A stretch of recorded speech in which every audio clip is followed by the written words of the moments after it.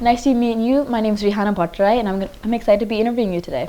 Oh, I'm excited too. Thank you very much for inviting me and giving the opportunity to talk to you and to the people around the world. Can you start by telling our audience a little bit about your background and why you wanted to run for U.S. House of Representatives?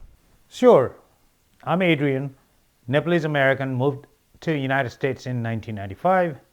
I'm a dreamer, and I'm a fighter, and I'm an achiever. What does that mean is I grew up with a single mother, a teacher, that I've seen a lot of struggle, and moving to the United States, I've been through many struggles, but I never give up because I had those dreams. Like any other Americans, the American dream. In the education, coming here, I'm about to graduate with a PhD, hopefully this year, and in the work from police department, airlines, even joined the U.S. Army as an enlisted soldier and became an officer and retired as a captain from the United States Army. I fought the war in Afghanistan. Although my injury, I never gave up. Brought all the friends back. Then I was diagnosed with PTSD. Last 10 years I've been taking medication, but I haven't given up. Matter of fact, I worked for NSA and the organization like CIA for many years. And now, after serving over 3 decades to the country, our great nation, it's time for me to serve the people, the community. And that's why I decided to run for the U.S. Congress. That's incredible. What unique qualifications and experiences do you think set you apart from your opponents in this race? There are several. I work in a diverse community, like I explained, from airline, coming from Nepal, working with thousands of different people, military trainings. And it's not only the training, the reality in action. Like I understand what does that mean going in the war and fighting and seeing when the peoples are left and right injured, what to do and taking an action, immediate response, making a decision. Beside that, work in the national security level, in the NSA, in a CIA, in a strategic level, what we need to do to make the country more secure 20 years, 30 years from now on. We got to work on it, right? Beside that, I speak multiple languages, familiar with a diverse group of people, and the best part of it is I am the people person, and I am fighting for the people. My entire life been devoted on my first mission as the people.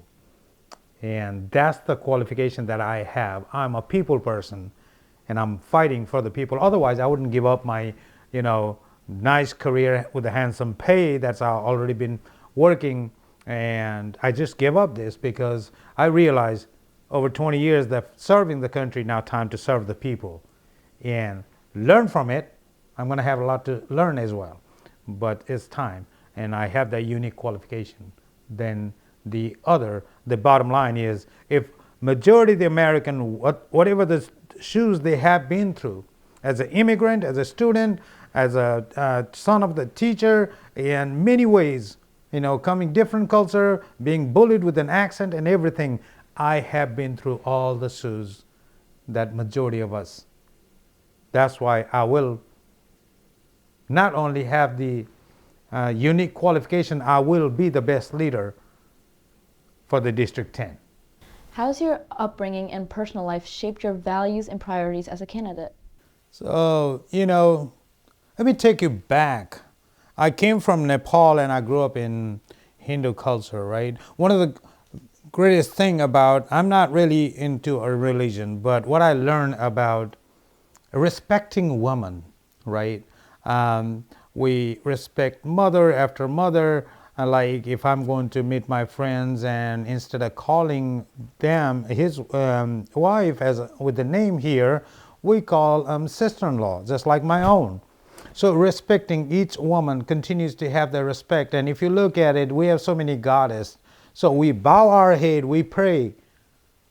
And what is going on right now in America, so much disrespect of the woman. The woman is the one who gives a birth. Without a woman, I wouldn't be over here. She carries me for 9 months. And there are many things they're talking about disrespecting women. So that's one of the values. The Army values, loyalty, integrity, patriotism. All of this, as I have learned throughout the years, has shaped me to be the best leader, to be there for the people. That's what I believe. That's how my personal values, my military working values, my service values, all of this thing combines to be that leader for the district. Can you share some key priorities from your life and career that has prepared you for this role? As an immigrant, how hard the life of immigrant when you come into the United States and what you have to go through, that I know. As a student, especially first 2 years community college, you got to work 2 jobs and to pay your rent, your school and everything. And one of the agenda I have is I'm going to ask for first 2 years community college, free community college for American youth. They deserve that. They're going from house to out there into the different world, and now on the top of that they have more burden to try to work and maintain a school and pay bills and all of these things. So then finding a jobs, right? That's another hurdle that we go through. Yes, I have education now, many people have, and then also depends, although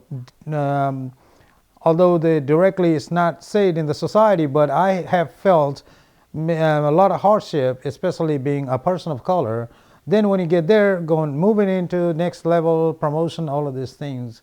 So everything I have learned, not only here, but also in Nepal and in the military, airline, police, all of this combination of it, that's what is very, it's matter to me. And then the other thing is I want to tell you on this as well. The police force, they spend lots of hours out there to ensure we are safe, my kids are safe, your kids are safe, house is safe. Talking about the house, firefighters, right? Then the accident happens, EMS people. Then all this healthcare, right? Recently the COVID-19, thousands of people worked tirelessly to save thousands of people, but on the other hand, they could not save thousands of people also, right? Senior citizen who build this America, what we enjoy right now. All of these things I'm talking about, veterans, the military families, those are forgotten, and we can't do that.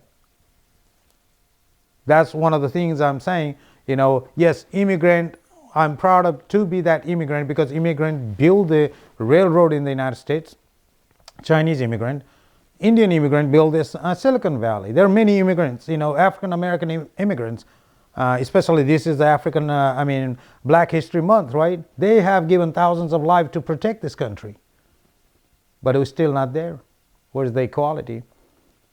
So there are a lot of things that's bringing me that I have gone through and I've seen and experienced through. That's sad, but somebody got to fight for it, and I'm here for you.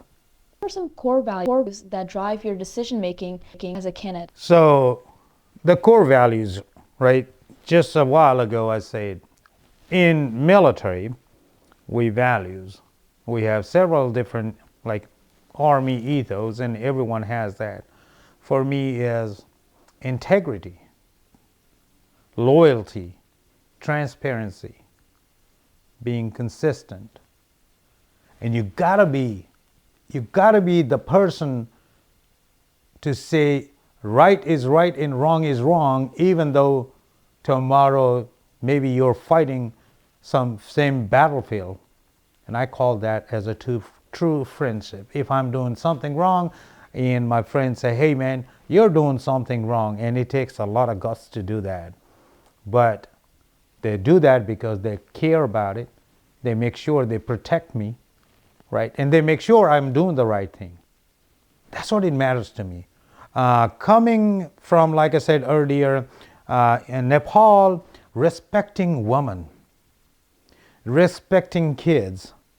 We say kids are the symbol of God. Our guests are the symbol of God's. So there is a different hospitality. And then, interestingly, from Nepal, I ended up moving to Texas and southern state. Southern hospitality. But I think now we have forgotten all of these things. There are a lot of noise, a lot of fight. Why? At the end, you are American, I'm American. We may look different, but we are American. There's only one identity I'd say we have in America. We all are American. And we gotta stick together, be strong, not fight and divide. Next, I would like to ask you a little bit about policies as well as your priorities. What are your top 3 policy priorities if elected for U.S. House of Representatives? So I put it this way. First one is I'm going to be fighting for unsung heroes. As I mentioned earlier, unsung heroes mean those people that are working tirelessly on the intelligence community. Nobody ever recognized. They don't get no thank you. On the top, they go through a lot of stress. But the benefit-wise, they're not there, and I want to fight for them. I also want to fight for the police department, the police officer who puts a tremendous amount of hours on the street to ensure we are safe. And there's nobody for them to speak about them. There's so bad publicity. The fire department, they spend also a lot of time to ensure they protect our, properties. EMS, healthcare worker earlier, like I said. I want to fight for the teacher under the unsung heroes. They are the one who is teaching our children who will be the future leader of this country. But we're not paying them enough. Their workers' compensation package is not good enough, and I want to fight for that because they deserve it. The other part, like a single mother, working parents, small businesses, and one of the things earlier I say, immigrant. Immigrant makes America great. If you look at the history, Thanksgiving, why is celebrating? If you understand all of these things and how this diverse group of people, Americans in this country that came from all over the world, every immigrant, it's putting tremendous amount of effort to make this country great. So I'd say immigrants make great, the America great. The other part is I will be fighting for the infrastructure side of it. What's happening right now? If you see right here, the toll road, Dallas Toll Road said they're going to increase 40% price on the peak hours and I believe 22% off peak. When was the time that American ever got a raise 40%? How dare you even come out and talk about you're going to raise 40%? I already sent the press release, but I'm asking all the toll roads in Northern Virginia, 3 or more has to be free, 2 has to have a discounted rate, and 1 pays the full price. That including the Dallas Toll Road. The other interesting part I'll tell you, the 66 right there, toll road, right? They built it, and I don't know a lot of people know about this or not, but we are paying that toll to be on that road, but the money goes to foreign country because the foreign country built that road. Why didn't we spend the money? That's why, at least that way I will feel better that I am paying that toll road. It comes to my own state, my own country, but not to the foreign country. The infrastructure. Then it comes to the security, especially our children. What's going on in the school, what's going on with this, guns and drugs and all this violent crime. And I want to look for the solution. And I want to, every single thing, I want to work with the constituents, understand the problems, right? And also, I would ask the other party, right? Let's work together for bipartisan effort to make it happen because it's about the people. It's not about me or you, it's about the people, and we can work together to make it happen, and that's why I'm also calling for unity for the community. If you really understand everything, how I am looking is, I'm looking at just like the same American when I was in your shoes and I was looking up and asking, God, I wish we had a leader, something like that. Now I'm on the other shoes and I'm trying to make sure I fulfill that by working hard side by side with you, with the other party, the people who have a completely different idea. Let's combine. Let's make this difference as a strength. Let's celebrate this diversity.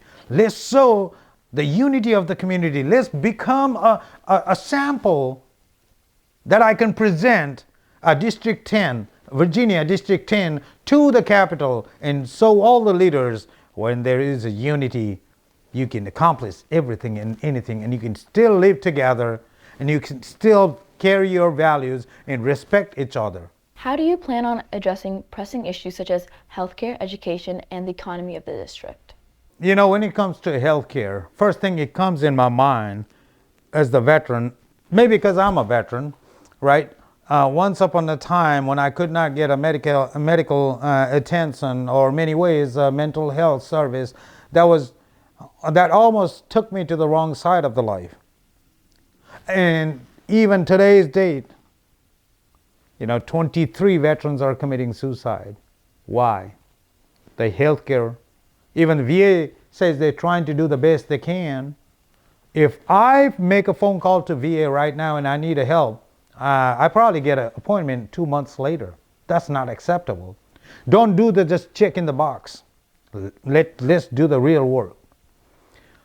The other part of it is the military family. A lot of people don't realize that how much the family sacrifice when a family member joins the armed force. They also need help. And earlier I mentioned the senior citizens of this country who built, when they were young, put tirelessly effort to make America what we enjoy right now. Now they're not into that condition. Don't you think it's our duty to make sure they deserve at least the health care they can afford? All of this insurance company trying to make money out of the people, not thinking about them, about us. They're thinking about how they can make the most out of us. I want to make sure the affordable health coverage for all Americans. And I want to ask our bipartisan, let's work and find a way, because we are not, once again, fighting for me and you. We're fighting for the people to make their life better. We need to understand this. Affordable health care, affordable housing. The veterans, they're under the street, they're on the drugs. And I bet you when they join the military, we have ethos, we understand, we're pride. The serving the country is tattooed in our heart. It doesn't go away, cannot erase. But today, for them decide to join and whatever went through, we as an American, unable to give them that attention they deserve. They're out there doing drugs, they're out there homeless, and they're committing suicide. Is that what it is? Economically, rich are rich, always they're becoming rich. We are struggling. We got to find out. We are working for those rich people, then we deserve to be acknowledged in a way that we can at least financially, economically stable. I'm not asking make me a rich like you, but don't take all the juice out of me and take everything out of me and give me a little piece and tell me to shut up.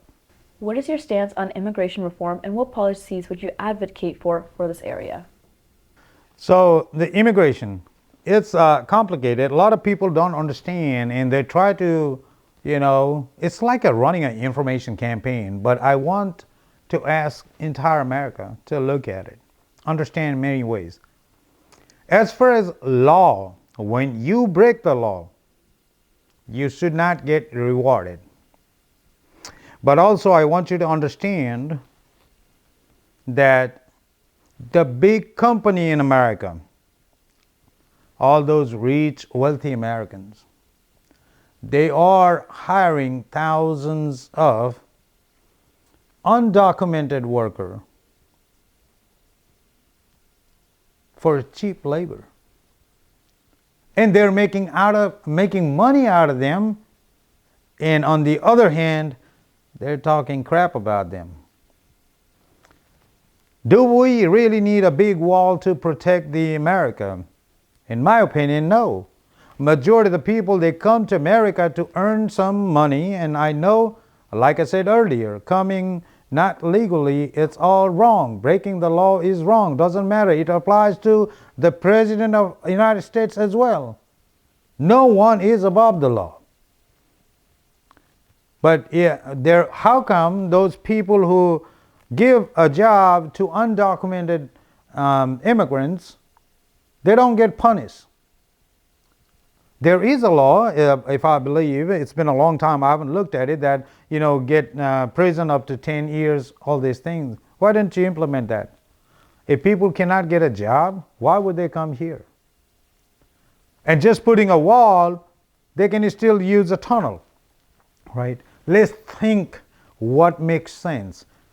The other part of it is, I also want Americans to understand that we all need to agree that tomorrow's, if we have to pay more price for the food that we eat every day, apple, tomatoes, potatoes, all of this, right? We are willing to do that because the filthy rich American who's bringing this undocumented immigrants and blaming Democrats, but employing them to their industry to make money out of this, they're not going to be able to afford that. So they're going to raise the price on you and me, and we got to pay. I remember a while back, George W. Bush had a guest worker program, fantastic program. They killed that program. I don't understand why. So all of these things, Democrat bringing or Republican doing this, look at it on the both sides and you do your own study. All I know is if the undocumented immigrant do not get employment in the United States, majority of them, they're not going to come because they cannot survive. So here, filthy rich Republican bringing those people and blaming Democrats, right? And you guys are just going after that, just saying, yeah, these. Don't go, please. We all are educated. Do your study. Look at it, right? And ensure you're willing to pay that high cost. You're willing to pay. We're talking about affordable housing, but there's also the rich people building this house. But go around and find out how many people are there that are actually, American or undocumented worker. So it's not that simple. Beside that, we're a human being. Yes, we gotta figure out the solution instead of fighting, blaming each other. Let's look for a solution. Thank you. Thank you so much for your time today. It's been a pleasure to interview you. All the best in your campaign. Thank you very much. Thank you, Vogel Park and entire crew for giving this opportunity to talk to you, talk to the people. And guys, I'm coming out there to serve you. We'll be looking forward to work together with you. Thank you very much. Goodbye. Good night.